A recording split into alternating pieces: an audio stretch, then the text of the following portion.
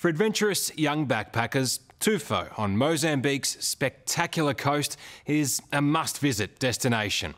But 2 years ago, 20-year-old Australian Elly Warren was found dead in the off-the-beaten-track paradise, her body callously discarded near a toilet block. Since then, it's been a living hell for her family in Melbourne, and made worse because detectives in Mozambique seemed more interested in ignoring the homicide than investigating it. Their attitude infuriated Elly's dad Paul so much, he decided to travel to Africa in the hope of uncovering vital clues. His journey is heartbreaking and bittersweet, but as you'll see, he succeeds. Where are you from? Australia. Australia. 20-year-old Elly Warren lived for adventure. Like so many young Aussies, she had an insatiable desire to see the world and meet new people. Hi, Horace. Elly was a girl that really, she knew what she wanted to do, and there's no way in the world that I could have stopped her. Even Nicole says, her mother says the same thing. There's no way possible. She had her dreams and she loved the African people and the culture there. She was full of life.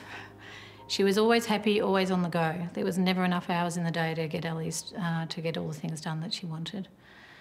She'd get up in the morning and she would cram as much as she possibly could into her day.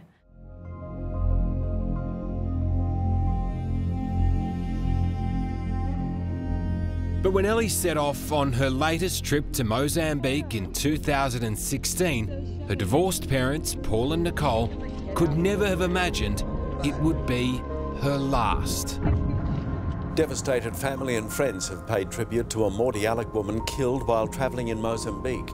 Elly Warren's sister spoke of the heartbreaking... Now, 2 years on from her death, the family is united in searching for answers, while still coming to terms with a completely botched investigation, which has allowed a killer to roam free.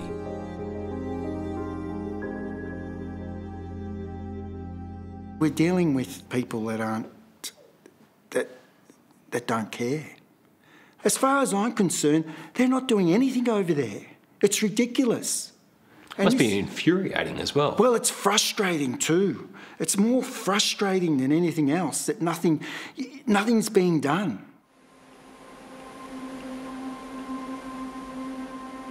Tonight, this distraught and desperate father's crusade for justice as he follows his daughter's final footsteps, uncovering evidence that could be a turning point in this case.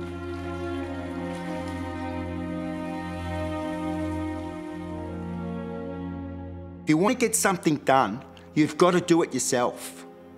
Forget about the authorities, right? You have to go there and do it yourself. So you think the photo's the game changer here? The photo's definitely the game changer here. I've come back and now I've got the answers. I've got them.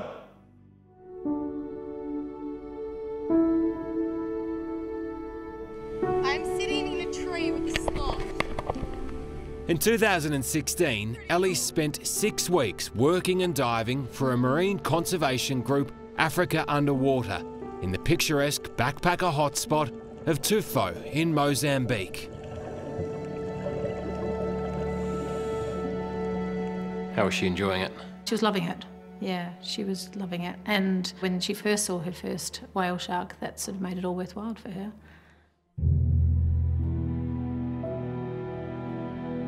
But just a few days before she was due to fly home to Australia, her lifeless body was discovered sprawled in the dirt next to this toilet block.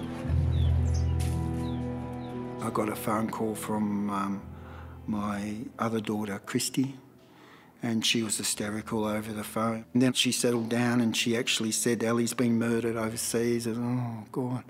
I tell you, my heart dropped. It's just a phone call that no parents would ever it's just, I can't comprehend it. Well, initially we were told that Elly had been murdered, and that potentially there'd been a sexual assault as well.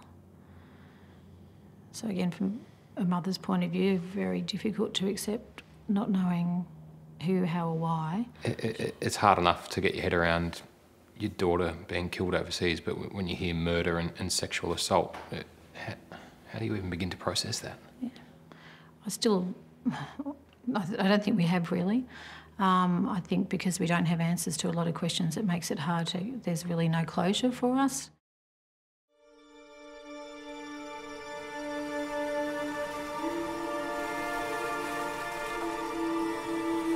Despite being Australian, Ellie's death could only be investigated by Mozambique police, and it's now clear they were either totally out of their depth or just unwilling to uncover the truth. Forensic analysis found no evidence of drugs in her system, but still the first formal police report, released 6 months after her death, stated Elly died from a drug overdose. They can't put their police report out, which was only a page and a half, and the first one came out with an overdose. But then you've got toxicology reports saying there's no drugs in the system. No, complete toxicology reports, hair sample, liver sample from Melbourne, from South Africa, no drugs whatsoever. How do you think they come up with an overdose then? They sent out a second revised police report. They pasted and copied the autopsy results, put that on the page, and then they decided that because the autopsy results said it was a homicide, they've decided now after 4 days that it's a homicide. So what's the credibility in that? There's no credibility whatsoever. As far as I'm concerned, they're not doing anything over there. This is the translated copy of the police report detailing the original autopsy results.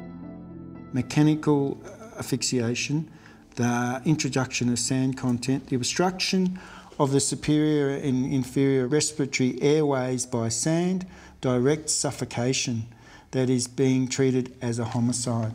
It's all there in black and white. Suffocation, homicide. Yes, yeah. But the investigators just seem to ignore that. Well, I can't, and I don't understand that, Tom. Elly choked to death on sand, but this location where her body was found is hard-packed earth. Something just wasn't right. Paul knew his daughter had been murdered. But as the months wore on, the family wasn't getting any closer to finding the killer. So last month, Paul packed his bags and headed to Tullamarine Airport to catch a plane to Johannesburg. I have to follow in Ellie's footsteps, go and talk to the locals and see what happened to my daughter, you know. Like, it's at the moment, it's up in the air. It's a suspected a murder. What are the Mozambique authorities going to do about this? What are they going to do, sweep it under the carpet and put it in the too-hard basket? You know, it's just not on. You've come to rattle the cage. Yeah, it's not good enough. It's not good enough at all, and you know, the family is really frustrated about this.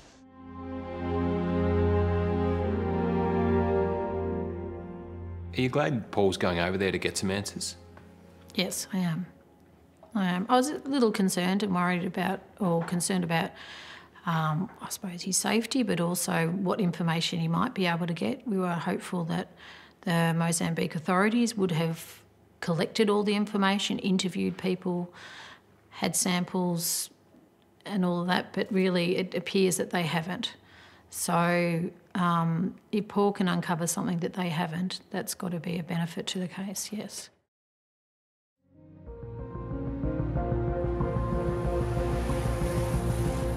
Tofo lies on the Mozambique coast, a 20-minute drive from the local airport of Inhambane. This country is still feeling the effects of a brutal civil war, so tourism here is a much-needed source of revenue. I arrived here last night, and this is the first morning, and you know, this place has really got it. It's a magical place, and I can understand why Elly would really love it here, you know. It's not hard to see why people would want to come here. It's beautiful. But it wasn't long before Paul was warned such beauty can come at a price. Your embassy need to know that you're around. Your embassy need to know that you are on your own, investigate a bit, just for your own protection as well. Because Mozambique people disappear. I mean, this is a banana republic, it's a civil war country. So it takes nothing to take somebody out and dump him in the ocean. Coming up, uncovering the shocking photo It's a huge piece of evidence. that proves Ellie's death was no accident. Everybody that looks at it knows straight out that Elly was murdered. Ultimately, there's no other conclusion you can come to. But still, the police refuse to act. Blatant cover-up. That's next on 60 Minutes.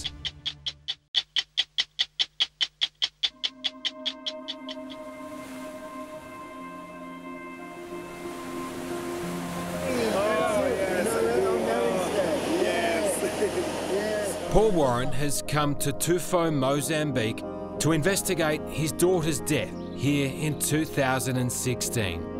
One of the few leads he has to go on is this photo, the last known picture of Elly alive, drinking water with friends at sunset on the night she died. This seat and table here is the last photo taken of Elly when she was alive, with a bottle of water on the table. It's an unimaginably harrowing task for any father, going back to the spot where his daughter's body was found, next to this public toilet.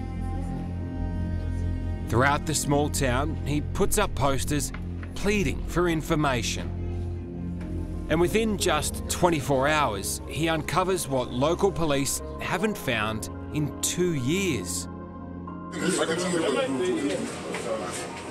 The photo that you've unearthed seems to be the big piece of evidence here. It's a huge piece of evidence here, yes. What in that photo says to you Ellie's been murdered? Look, it's a terrible photo. It's a clear picture of Elly lying face down in the sand, her legs apart, her underpants down around her knees, and she's got black sand all over her, on her bottom, on her arms, on her head, and on her top. It's a terrible photo. Everybody that looks at it knows straight out that Elly was murdered.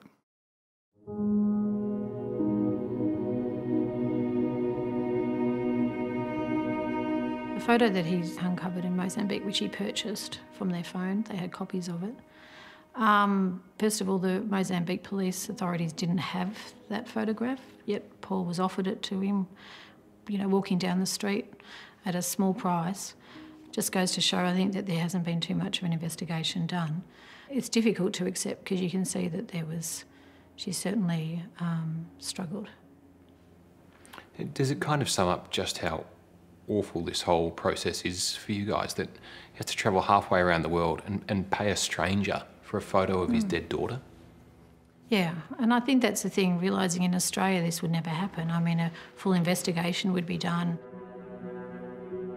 This is the photo that Paul managed to uncover in Mozambique. Yep.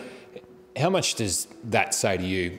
Elly didn't just fall over and die. She met with foul play. That's right. It's clearly a foul play murder of Elly in some form, and ultimately there's no other conclusion you can come to. In his 4 decades in the Victorian Police Force, Charlie Bezina became one of the state's top homicide detectives. He's analysed the investigation by the Mozambique police and says it's deeply flawed. So you don't think it's possible she's just fallen over and breathed in the sand and choked on that? I don't believe it is. You cannot inhale sand and asphyxiate on sand because you are coughing and you're splurting. There is some other form that's either held Elly down in some form or pushed sand in her mouth and just held her there, because you will be putting up a major, major fight to breathe that amount of sand into your airways. Very, very difficult. How astonishing is it for you that the police report says violent death? It says homicide. And they've pretty much done nothing since then. Very much. It just, to me, it's been treated just like a normal accident of some sort, even a drug overdose as they suspected. Now, is it corruption? Is it incompetence? Or is it just the fact they're looking after their tourist trade over there?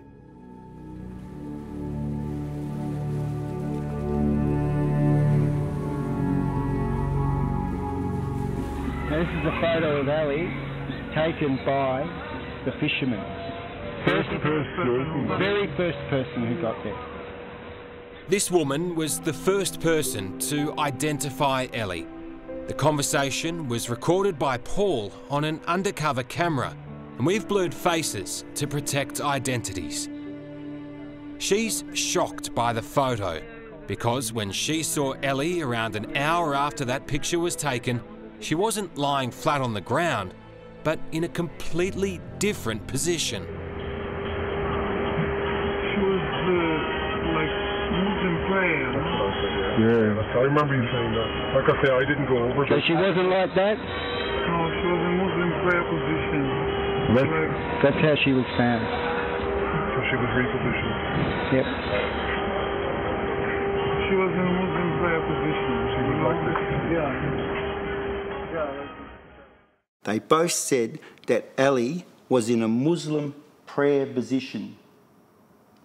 So the two police officers there at the crime scene changed the crime scene to make out that Elly had gone to the toilet and fallen forward in the sand.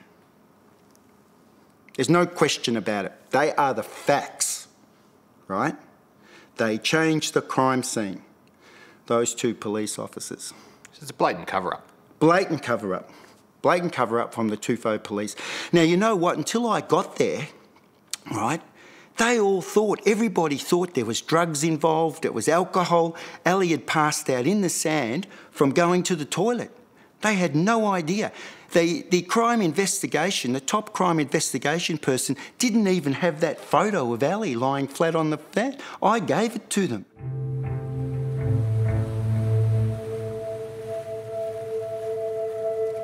It's clear that Elly was suffocated and then her body dumped next to the toilet block. Local police now acknowledge that she didn't die here because the sand in her lungs was a different colour. Tofo residents are now willing to accept the fact Elly was murdered. My view, that's my personal view. Yeah. And I don't care who listens to me. Yep. My view, Elly didn't fall in her face and die. No, I don't think so either. So you're basically saying that she struggled? Yeah. Yep. Hands down. Hands down. That's why it was very painful. Oh, right. But also, it was definitely murder. Definitely murder.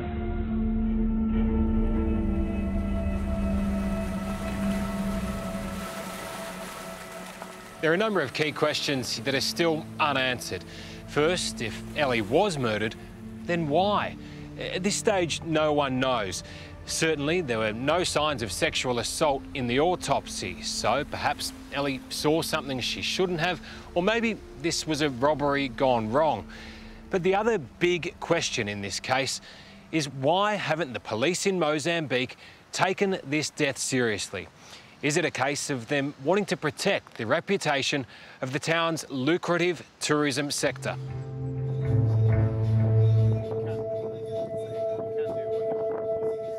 So you think, in their minds, if they don't acknowledge it's a murder, then a murder never happened here? Yeah, I think so.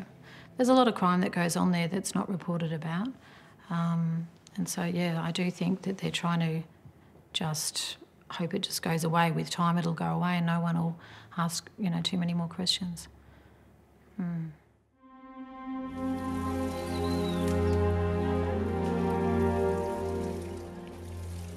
But Paul Warren is determined the people of Mozambique and Australia don't forget his daughter. On his final day in Tofo, he erected this monument to Elly. Nicole, Elly's mother, said, I'll get some flowers for her. Some flowers here.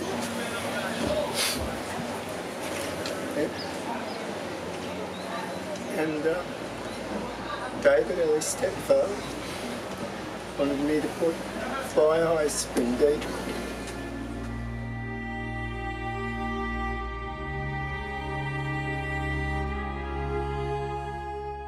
How much of a toll is this taking on you mentally? Oh, it's very stressful. But I know I need to do it for Elly.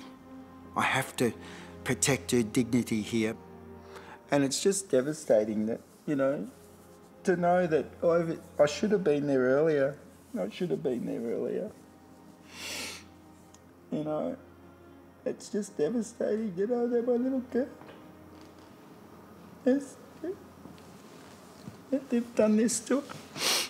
It's just hope. I don't know. At least you've gone there, though. You're fighting. I'm fighting, yes, and I need support from the Australian government. You think about being in my shoes for 1 minute, right? You need to do something about this.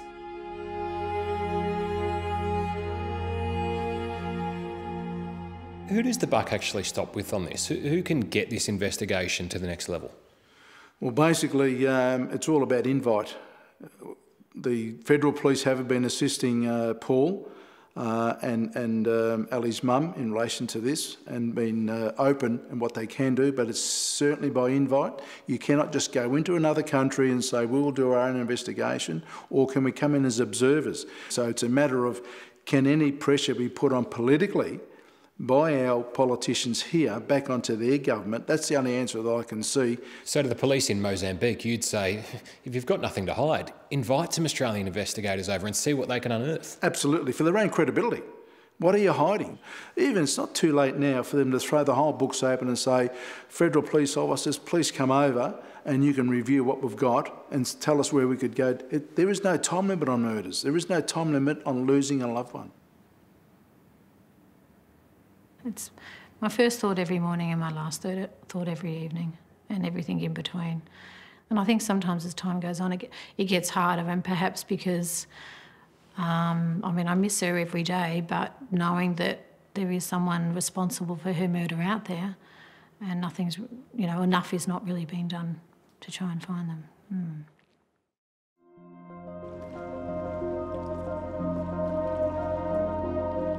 Elly's ashes were scattered a kilometre out to sea off Mordialloc Pier. Port Phillip Bay is where she loved to go sailing with her dad. Hey Christy, it's actually a really, really nice day today. You should have come out. It's like perfect. This was her playground, where her spirit of adventure was born. You know, she loved the water. I went sailing with her. She just loved it. This would be her happy place by It's the water. her happy place by the water. She used to jump off this pier, you know. What's it like for you when you come back here these days? Oh, it's devastating, Tom. It's devastating, you know. It's just, she's such a treasure and she loved life so much, and it's just something that's just should never have happened. Right. You're doing your best to get the justice.